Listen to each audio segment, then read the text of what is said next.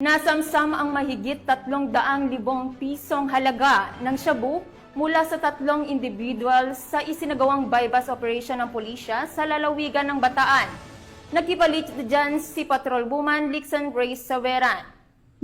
May operasyon laban sa iligal na droga ang isinagawa ng Orani Municipal Police Station sa sitio Kawayan, Barangay Tugatog, Orani, Bataan na nagresulta sa pagkakaaresto ng 3 lalaki, kabilang ang isang high-value individual. Ayon kay Police Colonel Marites A. Salvadora, Provincial Director ng Bataan Police Provincial Office, positibong nabilhan ng isang sachet ng hinihinalang shabu ng isang PNP posture buyer ang mga sospek gamit ang isang piraso ng 1,000 bilang marked money.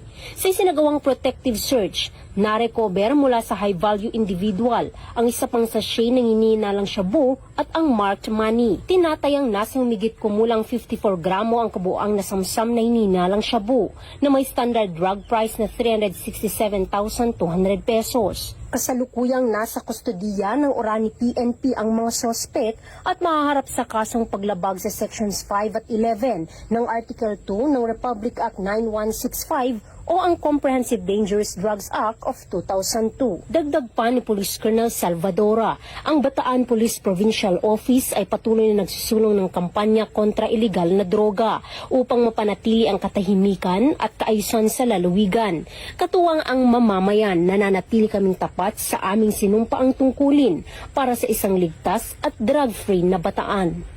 Mula dito sa gitnang Luzon, ako ang inyong PNN correspondent, Patrolwoman Lixan Reyes A. Saveran, alagad ng batas, tagataguyod ng Balitang Pulis.